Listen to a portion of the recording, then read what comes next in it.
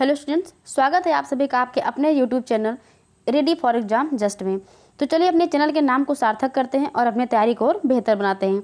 तो UP triple SC पेट का exam अक्टूबर में होने वाला है और उसके लिए हमने जो है यूपी ट्रिपल एससी के द्वारा जितने पहले परीक्षाएं की जा चुकी हैं उसमें जीएस से कौन कौन से प्रश्न बने हुए हैं उनका हम रिवीजन कर रहे हैं, जिसमें हमने भारत का जो संविधान था और भारत का भूगोल प्लस विश्व भूगोल से संबंधित जो प्रश्न पूछे गए हैं उनको हमने रिवीजन कर लिया हुआ था।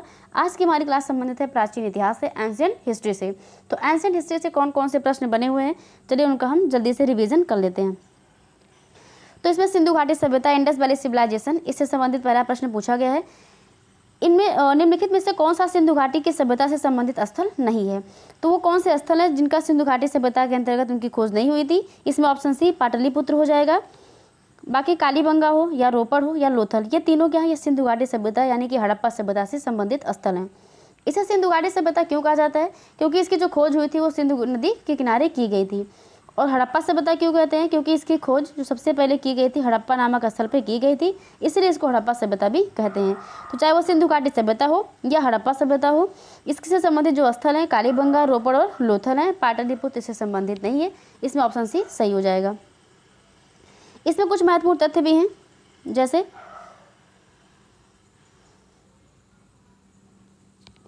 इसमें लिखा है कि लोथल से प्राप्त वस्तुएं। तो लोथल से कौन कौन सी वस्तुएं प्राप्त हुई थी? घोड़े का अवशेष, युगल समाधि यानी कि जोड़े में समाधि मिली हुई थी, और धान की भूसी। तो ये कुछ जो पत्तन है और ये घोड़े का अवशेष है, युगल समाधियाँ हैं, धान की भूसी हमको लोथल से मिली हुई है। रोपड़ से वस्तुएं हमको मिली है, तांबे की कुल्हाड़ी मिली हुई है, और मानव कंकाल के साथ कुत्ता, ये दो चीज़ें यहाँ पे पाई गई हैं, रोपड़ से मिली हुई हैं। कालीबंगा से क्या मिला हुआ है? कालीबंगा राजस्थान में है, यहाँ से मैं जुते हुए खेत, अग्निकुंड और ये सारे जो चीज़ें हैं हमको ये सिंधु प्रदेश से प्राप्त हुई हैं। पाटलिपुत्र कहाँ से संबंधित है? तो पाटलिपुत्र का संबंध है तृतीय बौद्ध संगीति से। बौद्ध संगीति ये जो बौद्ध धर्म है, बौद्ध धर्म से संबंधित है। तो तीसरी बौद्ध संगीति हुई थी वो पाटलिपुत्र में हुई थी, और इसके अध्यक्ष थे मोगलीपुत्र तेसरे। इसमें ऑप्शन सी सही हो जाएगा, पाटलिपुत्र। अगला क्वेश्चन कह रहा है कि मोहनजोदड़ो शब्द का अर्थ क्या है? तो इसका अर्थ होता है मृतकों का टीला। इस संबंधित है, यानी इस शब्द का अर्थ है मृतकों का टीला, जिसको इंग्लिश में बोलते हैं माउंट ऑफ द डेड। मृतकों का टीला यानी कि mount of the dead, option इसमें बी सही हो जाएगा। मोहनजोदड़ो शब्द का अर्थ है माउंट ऑफ द डेड। अगला क्वेश्चन है सिंधु घाटी सभ्यता के बारे में इनमें से कौन सा कथन सही है? तो सिंधु घाटी के जो लोग थे कपास का उत्पादन करने वाले सबसे पहले थे, उन्होंने लकड़ी के बॉक्स में अनाज भंडारित किया था। या सिंधु घाटी सभ्यता पंजाब में सिंध, बलूचिस्तान, गुजरात, राजस्थान और पश्चिम बंगाल के कुछ हिस्सों को कवर करती है। तो इसमें से आपको बताना कौन सा सही है। सिंधु लोग कुत्ता, बिल्ली और घोड़ों का बड़े पैमाने पर जो उनका पालन करते थे, पालते थे। तो घोड़ों का तो बिल्कुल वहाँ पे कोई जीवित मतलब घोड़ों के जानकारी के बारे में कोई साक्ष्य प्राप्त नहीं हुआ है। तो इसमें ऑप्शन ए सही हो जाएगा कि सिंधु लोग क्या करते, सबसे पहले कपास का उत्पादन करने वाले कौन थे? सिंधु घाटी के लोग ही थे। ऑप्शन ए इसमें सही हो जाएगा। बाकी तीनों ये स्टेटमेंट इनकरेक्ट हैं, गलत हैं।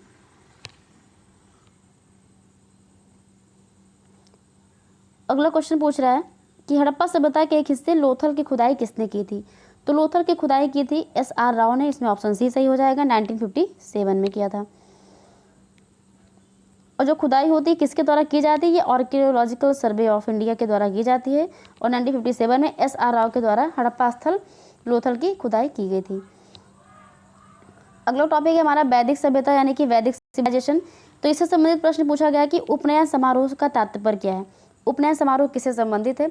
तो भी हमारे हिंदू समाज में ये उपनयन समारोह कहीं ना कहीं प्रचलित है भी। तो इसका अर्थ होता है कि बच्चे को पवित्र जनेऊ धारण कराया जाता है। ऑप्शन सी इसमें सही हो जाएगा। अगला क्वेश्चन पूछ रहा है कि सत्यमेव जयते महावाक्य कहाँ से लिया गया है? तो सत्यमेव जयते लिया गया है मुंडकोपनिषद से। मुंडकोपनिषद में क्या बताया गया है? तो मुंडकोपनिषद में यज्ञ की तुलना टूटी हुई नाव से की गई है। तो ये दोनों तथ्य महत्वपूर्ण है। और ये जो सत्यमेव जयते शब्द वाक्य है ये भारत का आदर्श वाक्य भी है। वेदों के गद्य प्रकरण क्या कहलाते हैं? तो वेदों का जो गद्य प्रकरण है उसको हम बोलते हैं ब्राह्मण, और जो इसका पद्य भाग है इसको हम बोलते हैं ऋग्वेद और अथर्ववेद। गद्य भाग इसका यजुर्वेद है, गायन भाग इसका सामवेद है। अगला क्वेश्चन क्या है, निम्नलिखित में से कौन सा ज्ञान के सिद्धांत पर बल देता है? तो ज्ञान के सिद्धांत पर बल देता है हमारा उपनिषद। उपनिषद ये क्या, ये हिंदू धर्म का महत्वपूर्ण श्रुति ग्रंथ है। इसमें ऑप्शन डी सही हो जाएगा। ज्ञान के सिद्धांत पर बल देता है हमारा उपनिषद। अगर क्वेश्चन पूछे कि उपनिषद का फारसी भाषा में अनुवाद किसने किया था, तो उपनिषद का फारसी भाषा में अनुवाद किया था दारा शिकोह ने, और इसका नाम रखा था सिर्रे अकबर। तो ये भी तथ्य महत्वपूर्ण है। उपनिषद का फारसी भाषा में अनुवाद किया था दारा शिकोह ने, और इसका नाम था सिर्रे अकबर। क्वेश्चन कह रहा है कि ऋग्वेद में निम्नलिखित में से किस देवता की सर्वाधिक महत्ता का वर्णन है। तो ऋग्वेद में सबसे ज़्यादा बार इंद्र भगवान की जो रचनाएं हैं, लगभग 250 रचनाएं मिलती हैं, और इसके बाद 200 रचनाएं मिलती हैं अग्नि के लिए। तो अग्नि देवता के लिए 200 रचनाएं हैं और 250 रचनाएं इंद्र के लिए रखी गई हैं।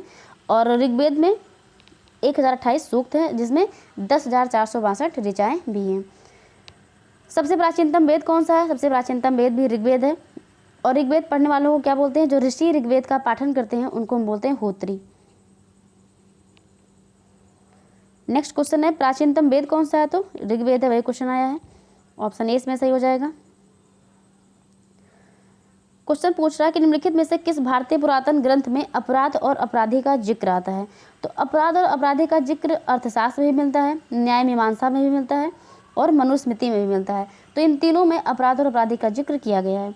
शतपथ ब्राह्मण और तैत्तिरीय ब्राह्मण ये किस वेद का ब्राह्मण है? तो ये यजुर्वेद का। ऑप्शन इसमें डी सही हो जाएगा। शतपथ ब्राह्मण और तैत्तिरीय ब्राह्मण ये यजुर्वेद का है। तो शतपथ यजुर्वेद में शुक्ल यजुर्वेद होता है और कृष्ण यजुर्वेद होता है। शुक्ल और कृष्ण होता है। शुक्ल यजुर्वेद का शतपथ होता है और तैत्तिरीय होता है कृष्ण यजुर्वेद का। सामवेद का ब्राह्मण कौन कौन सा है? सामवेद का है पंचविश, षड्विश और जैमिनीय ब्राह्मण। अथर्ववेद का ब्राह्मण है गोपथ ब्राह्मण, और ऋग्वेद का ब्राह्मण है ऐतरेय, शांखायन, कौशितकीय ब्राह्मण।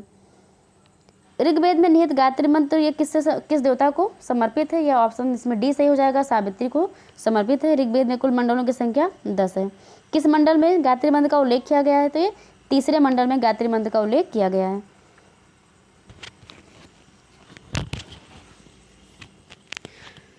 अगला क्वेश्चन, सर्वाधिक प्राचीन पुराण कौन सा है? तो सबसे प्राचीन पुराण मत्स्य पुराण है, इसमें ऑप्शन ए सही हो जाएगा।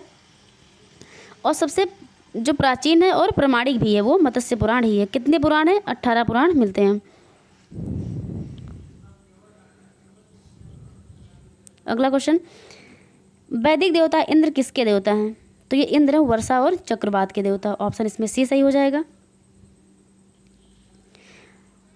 महाजनपद काल से यानी कि महाजनपद पीरियड से कौन सा प्रश्न पूछा गया था? जिसमें एक ही प्रश्न पूछा हुआ है, राजा बिंबिसार के दरबार में उस प्रसिद्ध चिकित्सक का नाम बताना है जो भगवान बुद्ध के निजी चिकित्सक थे। तो इसमें ये जीवक सही हो जाएगा। ऑप्शन सी सही हो जाएगा।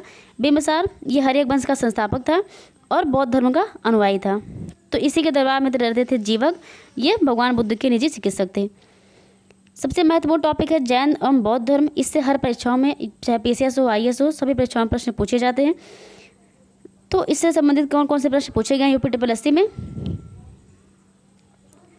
क्वेश्चन कह रहा कि भगवान बुद्ध की 200 फीट ऊंची कांस्य प्रतिमा स्थापित करने का निर्णय कहाँ पे? ये कुशीनगर में लिया गया है। बुद्ध को महापरिनिर्वाण कहाँ प्राप्त हुआ था? तो कुशीनगर में। ऑप्शन बी सही हो जाएगा। कौन कौन सी घटनाएं बुद्ध से संबंधित हैं? जैसे जन्म से संबंधित, कहाँ पे इनका जन्म हुआ था? ये लुम्बिनी नेपाल में। और ये गृह त्याग को हम क्या बोलते हैं? महाविनिष्क्रमण बोलते हैं। ये राजगृह में है। ज्ञान प्राप्ति बोध गया बिहार में ज्ञान इनको प्राप्त हुआ था। और महापरिनिर्वाण यानी कि मृत्यु इनकी कुशीनगर में हुई थी। तो इसमें ऑप्शन कौन सा सही हो जाएगा? ऑप्शन बी सही हो जाएगा। किस स्मारक से गौतम बुद्ध ने दुनिया के लिए बौद्ध धर्म के अपने दिव्य ज्ञान का प्रचार किया था? यह महाबोधि मंदिर समूह है जो कि बिहार के गया जिले में स्थित है। इसमें ऑप्शन बी सही हो जाएगा। महाबोधि मंदिर को 2002 में यूनेस्को द्वारा विश्व विरासत सूची में भी शामिल किया गया है। तो किस नदी के किनारे इनको ज्ञान प्राप्त हुआ था? निरंजना नदी के किनारे इनको ज्ञान प्राप्त हुआ था। दिन था बैसाख पूर्णिमा का, वृक्ष था वट वृक्ष, और नदी थी निरंजना नदी। अगला क्वेश्चन, गौतम बुद्ध ने कहाँ पे धम्मचक्र परिवर्तन यानी कि धर्मचक्र परिवर्तन सूत्र का उपदेश दिया था? तो सारनाथ में दिया था। तो सबसे पहले जो उपदेश दिया था वो सारनाथ में ही दिया था। अगर क्वेश्चन पूछे सबसे ज़्यादा उपदेश कहाँ पे दिया था? ये श्रावस्ती में दिया था। श्रावस्ती ये कहाँ पे? ये कौशल देश की राजधानी श्रावस्ती। तो सबसे ज़्यादा उपदेश कहाँ पे? श्रावस्ती में। और सबसे जो पहली बार उपदेश दिया था जिसको हम धम्मचक्र परिवर्तन भी कहते हैं, ये सारनाथ में दिया था। सारनाथ में एक जगह है, सारनाथ को हम ऋषिपत्तनम के नाम से भी जानते हैं। दूसरा क्वेश्चन कह रहा है, नेक्स्ट क्वेश्चन कह रहा है कि उस स्थान का नाम बताएं जहां बौद्धों की मान्यता के अनुसार गौतम बुद्ध ने अपनी मृत्यु के बाद परिनिर्वाण प्राप्त किया था। तो परिनिर्वाण वही कुशीनगर में प्राप्त किया था। पहले भी प्रश्न आ चुका है। इनकी मृत्यु 80 वर्ष की अवस्था में 483 ईस्वी में हो गई थी कुशीनारा में, या फिर उसी को कुशीनगर भी कहा जाता है। तो इनको निमंत्रण मिला हुआ था चुंद के द्वारा। चुंद ने इनको जो भोजन कराया था, उसी के बाद इनकी मृत्यु हो गई थी। नेक्स्ट क्वेश्चन कह रहा है कि पाली में बौद्ध ग्रंथों को आमतौर पर त्रिपिटक यानी कि 3 फोल्ड बास्केट कहा जाता है। इनमें से कौन सा त्रिपिटकों में शामिल नहीं है? तो त्रिपिटक यानी कि 3 पिटक, वो 3 कौन कौन से थे? तो सुत्त पिटक, विनय पिटक और अभिधम्म पिटक था। उपशाखा पिटक इसमें शामिल नहीं है। तो सुत्त पिटक में किस चीज़ की चर्चा की गई है? तो सुत्त पिटक में जो धर्म संबंधी बातें हैं उस पर चर्चा की गई है। अभिधम्म पिटक में जो दार्शनिक विचारों का संकलन है उसको रखा गया है, और विनय पिटक में नीति संबंधी बातें की गई हैं। त्रिपिटक ये संबंधित है बौद्ध धर्म से। ज्ञान प्राप्त करने के बाद गौतम बुद्ध को किस रूप में जाना गया? इनको बुद्ध के रूप में जाना गया। ऑप्शन बी सही हो जाएगा। तो महाबोधि वृक्ष था बोध गया में, जो बिहार में है, वहाँ पे इनको ज्ञान प्राप्त हुआ था, और नदी थी निरंजना नदी। ये सारे तथ्य पूछे जाते हैं। बोध गया क्यों महत्वपूर्ण है? तो ये क्योंकि गौतम बुद्ध ने यहाँ पे ज्ञान प्राप्त किया था। और बुद्ध की जो जनसाधारण की भाषा थी वो कौन सी थी? पाली थी। और जैन धर्म में अगर पूछेगा तो वो अर्धमागधी थी, यानी प्राकृत थी। बुद्ध ने अपना पहला उपदेश कहाँ पे दिया था? सारनाथ में दिया था। बौद्धों के लिए उत्तर प्रदेश में स्थित सारनाथ क्यों महत्वपूर्ण है? क्योंकि ज्ञान प्राप्ति के बाद भगवान बुद्ध ने अपना सबसे पहला उपदेश यहीं पर दिया था। इसी को धर्मचक्र प्रवर्तन कहा गया था। मनुष्य जीवन का सर्वोत्तम ध्येय है कैवल्य, यानी कि सबसे जो हमारा उद्देश्य होता है वो क्या होता है? कैवल्य। तो कैवल्य है क्या? कैवल्य का मतलब होता है अपनी इच्छाओं पर विजय प्राप्त करना। इसमें ऑप्शन सी सही हो जाएगा। जैन धर्म से संबंधित प्रश्न पूछा हुआ है कि 24वें जैन तीर्थंकर या अंतिम तीर्थंकर कौन थे? इसमें ऑप्शन सी महावीर ये 24वें और अंतिम तीर्थंकर थे। इन्होंने जो पंचव्रत था उसमें क्या जोड़ा था? ब्रह्मचर्य जोड़ा था। बाकी 4 सत्य, अहिंसा, अस्तेय और अपरिग्रह है। नेक्स्ट क्वेश्चन, पहले जैन तीर्थंकर कौन थे? तो ये ऋषभदेव थे। पहले थे ऋषभदेव, 24वें थे महावीर स्वामी।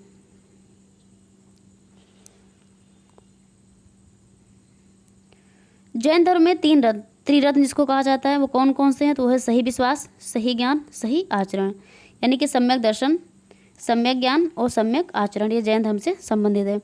इन महावीर स्वामी का जन्म कहाँ पे हुआ था? ये कुंडग्राम वैशाली में हुआ था 540 ईसा पूर्व में। मौर्य और मौर्यत्य समाज से संबंधित कौन से प्रश्न पूछे हुए हैं? तो अशोक के प्रधान शिलालेखों में सबसे बड़ा शिलालेख कौन सा है? तो 13वां, ऑप्शन सी सही हो जाएगा।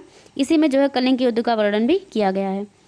अशोक के आक्रमण के दौरान कलिंग यानी कि जो पूर्वी प्रांत था, इसकी राजधानी क्या थी? इसकी राजधानी थी तोशली। ऑप्शन डी सही हो जाएगा। धम्म की नीति भी युद्ध के बाद ही, जो कलिंग में युद्ध किया था उसी के बाद अशोक ने धम्म की नीति भी अपनाई थी। देवानाम प्रिय जो है यह नाम किसको दिया गया? ये अशोक को दिया गया। ऑप्शन बी सही हो जाएगा। क्वेश्चन पूछा जाता है कि किस शिलालेख में अशोक का नाम अशोक ही मिलता है? तो शिलालेख 4 थे। एक था मास्की, गुर्जरा, नेतूर और उडेगोलम। इन चारों में अशोक का नाम अशोक मिलता है। देवानाम प्रिय नाम मिलता है, और ये जो देवानाम प्रिय ये किसका नाम है? ये अशोक का नाम है। और जो भाब्रू अभिलेख है वहाँ पे इसको प्रियदर्शी कहा गया है, और मास्की में इनको बुद्ध शाक्य भी कहा गया है। तक्षशिला किन 2 नदियों के बीच में स्थित है? ये सिंधु और झेलम के बीच में स्थित है। ऑप्शन ए इसमें सही हो जाएगा। सम्राट अशोक का कौन सा शिलालेख कलिंग पर उनके विजय का उल्लेख करता है? जिसमें 13वां, ऑप्शन डी सही हो जाएगा।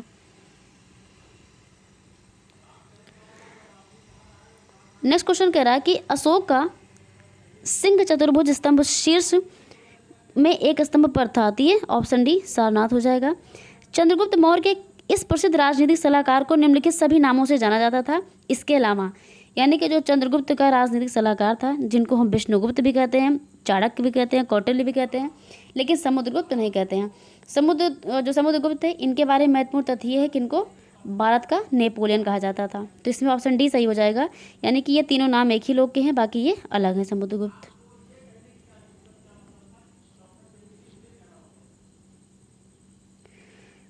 नेक्स्ट क्वेश्चन कह रहा है कि अशोक के कौन से शिलालेख में ब्राह्मी लिपि का प्रयोग नहीं किया गया था?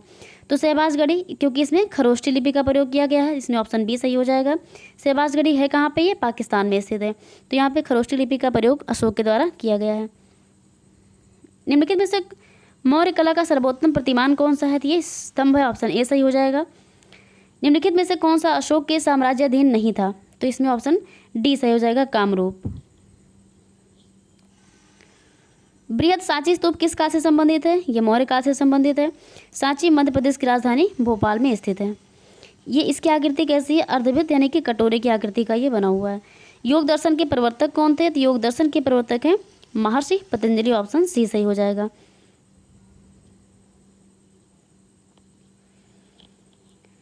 अगला क्वेश्चन पूछ रहा है कि जो जानकारी दी गई इसके हिसाब से आपको ये बताना है कि किस राजवंश से संबंधित है ये।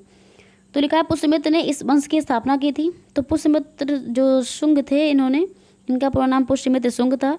और पुष्यमित्र शुंग ने किस वंश की स्थापना की थी? शुंग राजवंश के, ऑप्शन डी इसमें सही हो जाएगा।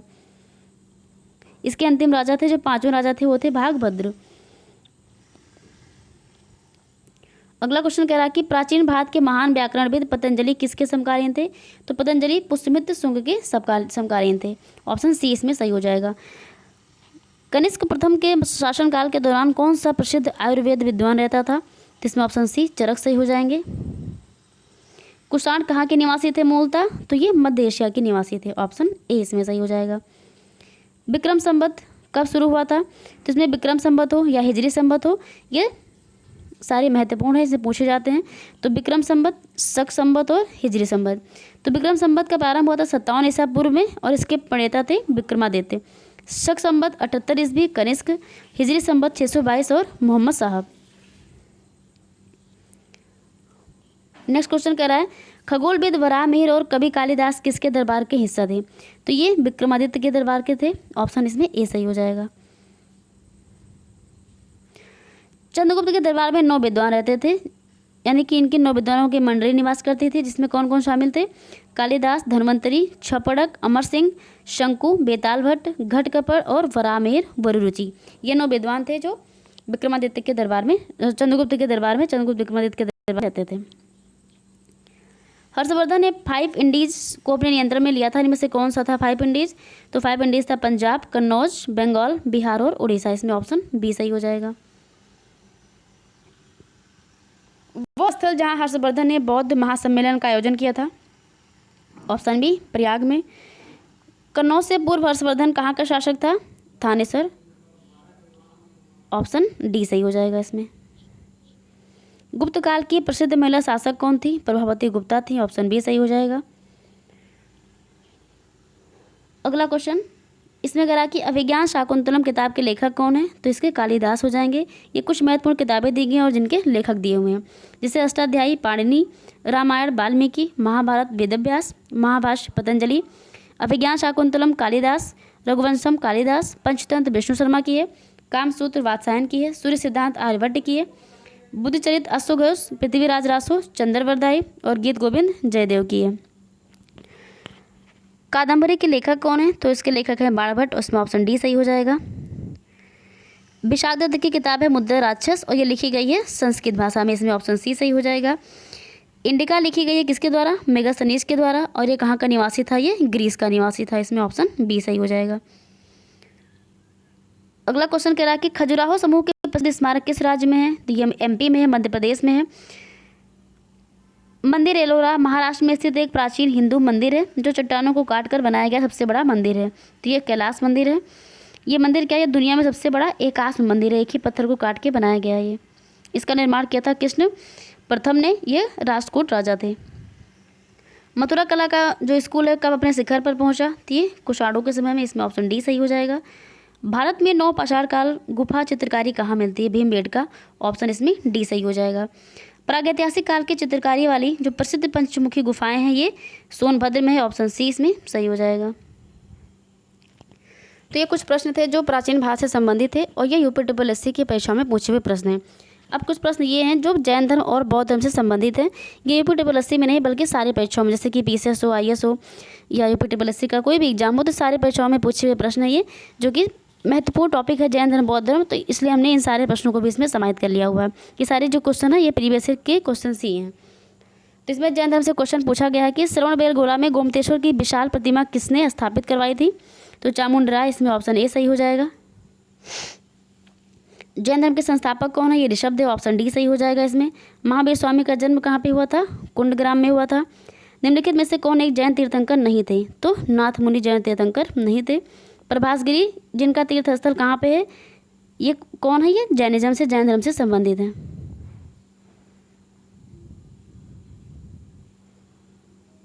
नेक्स्ट क्वेश्चन कह रहा है कि त्रिरत्न सिद्धांत, सम्यक धारणा, सम्यक चरित्र एवं सम्यक ज्ञान जिस धर्म की महिमा है वो है। तो ये संबंधित है किससे? जैन धर्म से। ऑप्शन इसमें सी सही हो जाएगा। स्यादवाद सिद्धांत किस पर आधारित है? ये जैन धर्म से संबंधित है। अनेकांतवाद भी ये जैन मत से संबंधित है। जैन दर्शन के अनुसार सृष्टि की रचना एवं पालन पोषण ये सार्वभौमिक विधान से हुआ है। इसमें ऑप्शन ए सही हो जाएगा। यापनीय किसका एक संप्रदाय था? तो यापनीय जैन धर्म का एक संप्रदाय था। प्रारंभिक जैन साहित्य निम्नलिखित में से किस भाग में लिखे गए हैं? तो ये अर्धमागधी, ऑप्शन ए इसमें सही हो जाएगा। किस जैन सभा में अंतिम रूप से श्वेतांबर आगम का संपादन हुआ था? पाटलिपुत्र में हुआ था। ऑप्शन डी सही हो जाएगा। भगवान महावीर का प्रथम शिष्य कौन था? जमाली, ऑप्शन ए सही हो जाएगा। निम्न कथनों पर विचार करना है। इसमें लिखा है कि वर्धमान महावीर की माता लिच्छवी के मुख्य चेटक की पुत्री थी। दूसरा क्वेश्चन कह रहा है, टॉप इसमें स्टेटमेंट कह रहा है गौतम बुद्ध की माता कोलिय राजवंश की राजकुमारी थी। 23वें तीर्थंकर पार्श्वनाथ बनारस से थे। इसमें केवल ऑप्शन 2 और 3 सही है।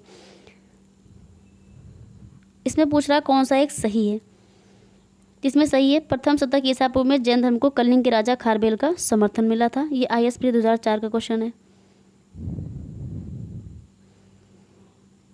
दक्षिण भारत के इक्ष्वाकु शासक बौद्ध मत के विरोधात्मक थे। पूर्वी भारत के पास शासक बौद्ध मत के समर्थक थे। ऑप्शन बी केवल 2 सही है, इसमें पहला गलत है। एक कुछ क्वेश्चन है जो अभी आरओ का एग्जाम होगा उसके लिए महत्वपूर्ण है, पीसीएस के लिए महत्वपूर्ण है, और बाकी यूपीएससी के लिए भी महत्वपूर्ण हो सकते हैं ये। तो आजीवक संप्रदाय के संस्थापक कौन थे? ये सारे क्वेश्चन देखिए पीसीएस के लिए पूछा हुआ है। ये मक्खली गोसाल आजीवक संप्रदाय के संस्थापक थे। निम्नलिखित में से किसने प्रतिपादित किया कि भाग्य ही सब कुछ निर्धारित करता है, मनुष्य असमर्थ होता है? ये आजीविकों ने ही कहा था और इसके संस्थापक थे मक्खली गोसाल। उत्तर प्रदेश में बौद्ध धर्म एवं जैनियों दोनों की प्रसिद्ध तीर्थस्थली कहाँ पे है? ये कौशाम्बी में है, यानी कि दोनों की एक ही जगह पे कौशाम्बी में। ऑप्शन बी सही हो जाएगा। महान धार्मिक घटना महामस्ताभिषेक निम्नलिखित में से किससे संबंधित और किसके लिए जानी जाती है? ये बाहुबली, ऑप्शन ए सही हो जाएगा। महावीर जैन ने किस भाषा में अपना प्रवचन दिया था? ये अर्धमागधी में, ऑप्शन डी सही हो जाएगा। जैन तीर्थंकर पार्श्वनाथ निम्नलिखित स्थानों पर मुख्यतः जुड़े हुए थे। ये वाराणसी से। पार्श्वनाथ का संबंध कहाँ से है? वाराणसी से है। महावीर स्वामी को किस नदी के तट पर ज्ञान प्राप्त हुआ था? तो इनको ऋजुपालिका नदी के, और गौतम बुद्ध को निरंजना नदी के तट पर हुआ था। इसमें मिलान करना है कि आदिनाथ या उनका जो है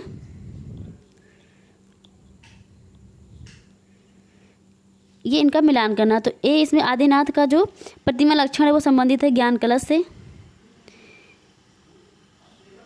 एक मिनट, ये भी सब संबंधित है इनका। मल्लीनाथ का जो संबंध है ये है ज्ञान कलश से, पार्श्वनाथ का सर्प से, और शंभुनाथ का अश्व से है। गौतम बुद्ध की माँ किस वंश से संबंधित थी? ये कोलिय वंश से संबंधित थी। इसमें ऑप्शन डी जैसे सही हो जाएगा। तो गौतम बुद्ध की माँ का संबंध कोलिय वंश से था। गौतम बुद्ध का जन्म कब हुआ था? 563 ईसा पूर्व में हुआ था। निम्नलिखित में से किस राजवंश के अभिलेख से इस परंपरा का समर्थन होता है कि लुम्बिनी शाक्यमुनि बुद्ध का जन्म स्थान था? तो ये मौर्य से, ऑप्शन ए सही हो जाएगा। निम्नलिखित में से कौन एक अशोक का अभिलेख इस परंपरा की पुष्टि करता है कि गौतम बुद्ध का जन्म लुम्बिनी में हुआ था? ये रुम्बिनदेह। तो रुम्बिनदेह अभिलेख से हमें जानकारी मिलती है कि गौतम बुद्ध का जन्म लुम्बिनी में हुआ था। निम्नलिखित में से किस राजा के एक अभिलेख से सूचना मिलती है कि शाक्यमुनि बुद्ध का जन्म लुम्बिनी में हुआ था? अशोक के। ये रुम्बिनदेह अभिलेख से यह अशोक का था। महात्मा बुद्ध का महापरिनिर्वाण कहाँ पे हुआ था? ये कुशीनगर में हुआ था। Bihar PCS, UP PCS, UPSC में पूछा हुआ प्रश्न है ये। महात्मा बुद्ध का महापरिनिर्वाण किसके गणतंत्र में हुआ था? तो ये मल्लों के, ऑप्शन ए सही हो जाएगा। गौतम बुद्ध का महापरिनिर्वाण किस राज्य में हुआ था? मल्ल में हुआ था। गौतम बुद्ध के किस स्थान पर निर्वाण प्राप्त किया? कुशीनारा में। देखिए तीनों क्वेश्चन संबंधित हैं। महापरिनिर्वाण मल्लों के गणतंत्र में हुआ था, मल्ल राज्य में हुआ था, इसको कुशीनारा भी कहा जाता था। ऑप्शन अलार कलाम कौन थे? तो ये बुद्ध के गुरु थे। ऑप्शन डी इसमें सही हो जाएगा। सबसे पहले अपना जो धर्मचक्र परिवर्तन था ये सारनाथ में दिया था। यूपीएससी में भी आया हुआ है, बहुत सारी परीक्षाओं में पूछा गया ये। ग्रंथों में उल्लिखित धम्मचक्र परिवर्तन क्या है? तो ये सारनाथ में दिया गया उनका प्रथम उपदेश गौतम बुद्ध के द्वारा। बुद्ध ने सर्वाधिक उपदेश कहाँ पे दिए? श्रावस्ती में दिए। कौशल राज की राजधानी थी श्रावस्ती। बुद्ध कौशाम्बी के राज्यकाल में आए थे, तो बुद्ध कौशाम्बी आए थे उदयन के राज्यकाल में। प्रथम बौद्ध परिषद का संचालन निम्नलिखित में से किस एक ने किया था? महाकश्यप ने किया था। कनिष्क के शासनकाल में बौद्ध सभा किस नगर में आयोजित की गई थी? तो ये कश्मीर में आयोजित की गई थी। चौथी बौद्ध संगीति थी। किस शासक के काल में चतुर्थ बौद्ध संगीति का? ये कनिष्क के शासनकाल में हुआ था। प्रथम बौद्ध संगीति का आयोजन कहाँ पे हुआ था? तो प्रथम बौद्ध संगीति किसने कराया था? अजातशत्रु ने कराया था। इसे बताना है कि कौन सा किससे संबंधित है। तो जन्म का संबंध किससे है? कमल से है। प्रथम प्रवचन किससे संबंधित है? तो प्रथम इसमें बी का क्या हो जाएगा? 2 हो जाएगा। धर्मचक्र परिवर्तन यानी कि जो सारनाथ में दिया था। महाबोधि मतलब ये ज्ञान प्राप्त किया था बिहार में, और त्याग किया था घोड़ा, ऑप्शन इसमें डी का 3 हो जाएगा। महात्मा बुद्ध के संबंध में निम्नलिखित में से कौन सही है? तो इसमें सही है, उनका जन्म कपिलवस्तु में हुआ था। बोधगया में ज्ञान प्राप्त किया, बौद्ध धर्म को अस्वीकार किया था, और 4 आर्य सत्य प्रचार किया था। तो इसमें ऑप्शन डी सही हो जाएगा। बोधगया में बोधि वृक्ष अपने वंश की किस पीढ़ी कहा थी? चतुर्थ पीढ़ी का, ऑप्शन इसमें बी सही हो जाएगा। निम्नलिखित में कौन सा बौद्ध पवित्र स्थल निरंजन नदी पर स्थित था? तो ये बोधगया है, ऑप्शन ए सही हो जाएगा। बौद्ध संघ में भिक्षुणी के रूप में स्त्रियों के प्रवेश की अनुमति बुद्ध द्वारा कहाँ पे दी गई थी? ये वैशाली में दी गई थी। यहाँ से महिलाओं का आगमन इसके लिए अनुमति प्रदान की गई थी। तो ये वैशाली में, ऑप्शन बी सही हो जाएगा। त्रिपिटक क्या है? तो ये बुद्ध के उपदेशों का संग्रह है। मध्यम पिटक, सुत्त पिटक और विनय पिटक। त्रिपिटक ग्रंथ संबंधित है बौद्ध धर्म से। विश्व का सबसे ऊंचा कहा जाने वाला विश्व शांति स्तूप बिहार में कहाँ पर है? राजगीर में, ऑप्शन सी सही हो जाएगा। सारे प्रश्न बेहद ही महत्वपूर्ण है और ये टॉपिक भी बहुत ही महत्वपूर्ण है। सही परीक्षाओं में प्रश्न पूछा हुआ है इससे। ये स्तूप स्थल जिसका संबंध भगवान बुद्ध के जीवन की किसी घटना से नहीं है, यानी कि ये सांची हो जाएगा। बाकी सारनाथ, बोधगया और कुशीनारा। सारनाथ ने पहला उपदेश दिया था, बोधगया में ज्ञान प्राप्त हुआ था, कुशीनारा में इनको महापरिनिर्वाण प्राप्त हुआ था। तो ऑप्शन बी इसमें सही हो जाएगा। सांची का संबंध गौतम बुद्ध के जीवन की किसी घटना से नहीं है। एशिया के ज्योतिर्पुंज के रूप में किसको जानते हैं? ये गौतम बुद्ध को जाना जाता है। भारत में पहले मानव प्रतिमाओं को पूजा गया था, वो बुद्ध की प्रतिमा थी।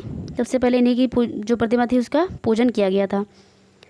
निम्न देश में किसने मूर्ति पूजा की नींव रखी थी? ये बौद्ध धर्म ने।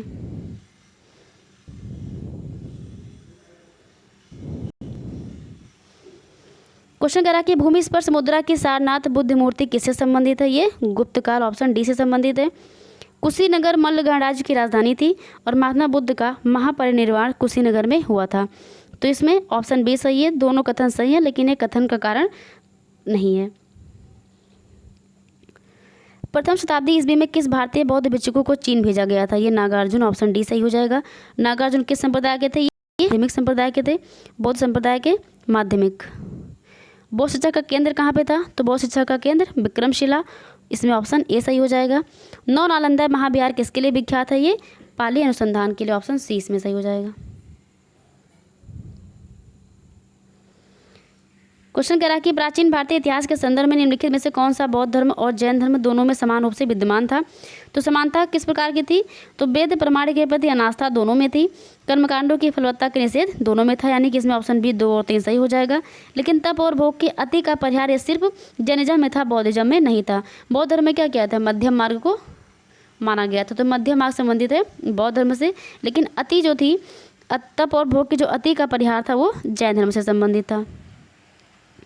भगवान बुद्ध ने निम्नलिखित 4 आर्य सत्यों का प्रतिपादन किया था। तो इसमें कौन सा था? इसका क्रम बताना है। तो इसमें दुख है, सबसे पहले दुख का कारण है, फिर क्या है, उसके बाद में दुख का निरोध है, और दुख निरोध का क्या है? मार्ग है। तो इसमें ए डी और बी सी हो जाएगा। बौद्ध धर्म के अनुसार पूछ रहा है इसमें से क्या सही है? तो बौद्ध धर्म में क्या कह रहा है? इसमें पुनर्जन्म नहीं होता, सही है, और आत्मा की सत्ता नहीं है, ये भी सही है। इसमें ऑप्शन बी सही हो जाएगा। बौद्ध धर्म के विस्तार के कारणों में क्या क्या सम्मिलित था? धर्म की सादगी, दलितों के लिए विशेष अपील, धर्म की मिशनरी भावना, स्थानीय भाषा का प्रयोग, और दार्शनिकों द्वारा वैदिक भावना की सुदृढ़ता। तो इसमें 1, 2, 3, 4 सही है, 5वां नहीं सही है। आरंभिक मध्ययुगीन समय में बौद्ध धर्म का पतन किस कारणों से शुरू हुआ था? तो पतन की अगर हम बात करें तो उस समय तक क्या होता? बुद्ध विष्णु के अवतार समझे जाने लगे और वैष्णव धर्म का हिस्सा बन गए। इसमें ऑप्शन ए सही हो जाएगा। गौतम बुद्ध द्वारा अपने धर्म में दीक्षित किया जाने वाला अंतिम व्यक्ति कौन था? तो वो सुबुद्ध था। ऑप्शन इसमें डी सही हो जाएगा।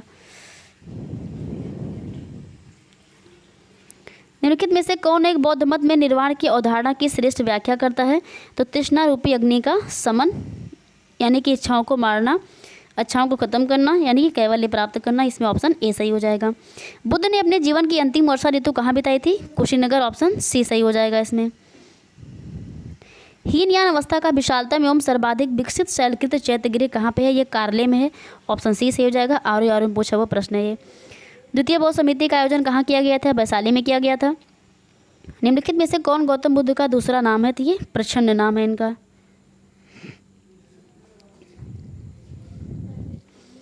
पार्थ किसको कहते थे?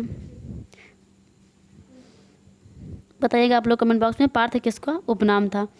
निम्नलिखित में से किस बौद्ध साहित्य में महात्मा बुद्ध के नैतिक एवं सिद्धांत से संबंधित प्रवचन संकलित हैं?